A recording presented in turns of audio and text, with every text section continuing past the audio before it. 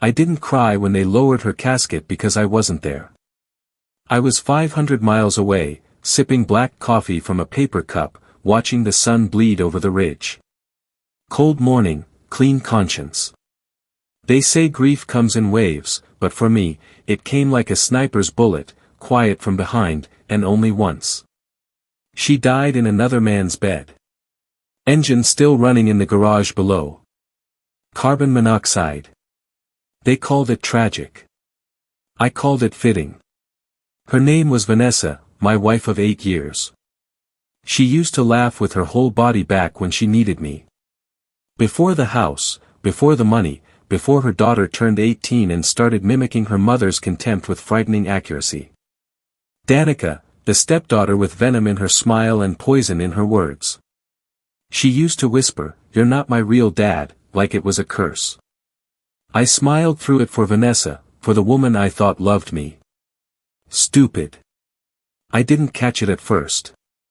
The late meetings, the perfume that wasn't hers. But it was Danica who gave it away. One night, she smirked and said, "Guess you're not the only one Mom lies to." Kids don't realize how much they reveal without meaning to. I didn't confront Vanessa. Not yet. I watched, listened, waited. She started hiding her phone. Passwords changed. But she was sloppy. One night, she forgot to sign out of her laptop. Messages. Dozens. Last night was perfect. He's so boring. I can't stand touching him. Photos. Hotel rooms. A silver bracelet I had bought her, draped across someone else's chest, her lover, a mechanic named Ellis. You can't make that up. They were planning to run, to drain the joint account, start fresh, and leave me with nothing but memories. So I gave them exactly that, memories. But first, I played the long game. I transferred funds quietly, slowly reallocated assets, rewrote the will, and set up trusts, everything locked behind clauses they would never understand until it was too late. I started recording every conversation, every insult Danica spat at me, every time Vanessa mocked me on the phone while she thought I was asleep. They weren't careful. People in love rarely are. 2 weeks before she died, I told her I would be going out of town on a business trip. She barely looked up from her phone. "Take your time," she muttered. I knew exactly what she would do. She would sneak him in. They would drink. They would sleep together. Maybe even plan their getaway between whispers. What I didn't expect was that fate would handle it for me. Carbon monoxide leak in the garage. He had left his car running after a snowstorm. The exhaust backed up into the vents. They died together, just like they lived, reckless and careless. The police called me. Their voices were careful, rehearsed, like I might shatter. But I was already gone. I didn't attend the funeral, didn't send flowers, didn't wear black. Instead, I visited my attorney. We made it official. Power of attorney revoked. Trusts dissolved and reassigned.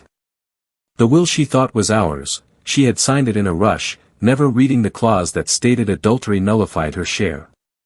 Everything reverted to me. And Danica, she thought she would inherit the house. She posted about it on Instagram the day after her mother died. New chapter, big blessings. I let her believe it. I watched her throw parties and rummage through Vanessa's closet like it was a boutique. Then, 2 weeks later, I showed up. She was mid-sip of champagne when I unlocked the front door. She blinked at me like I was a ghost. "What are you doing here?" she hissed. I smiled. "You've got 30 minutes to pack." She laughed, but the laughter faded when the sheriff knocked, eviction order in hand, signed, sealed, and legal. She screamed, called me names her mother would have been proud of, but none of it mattered. The car she drove, leased under Vanessa's name, was repossessed. The college fund was gone. It had never been hers. The inheritance she had bragged about never existed. I watched her sit on the curb with a suitcase and a dying phone battery. No friends to call, no money to spend. She didn't know how to survive without someone to hate, and I wasn't going to be that man anymore.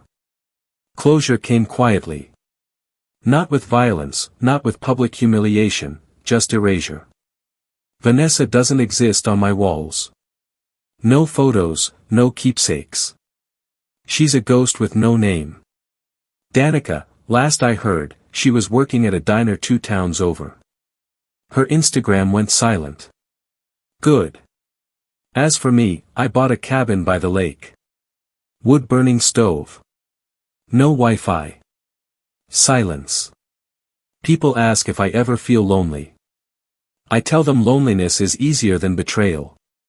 Sometimes at night, I pour a drink, sit by the fire, and let the silence settle around me. And I think about how grief never came in waves.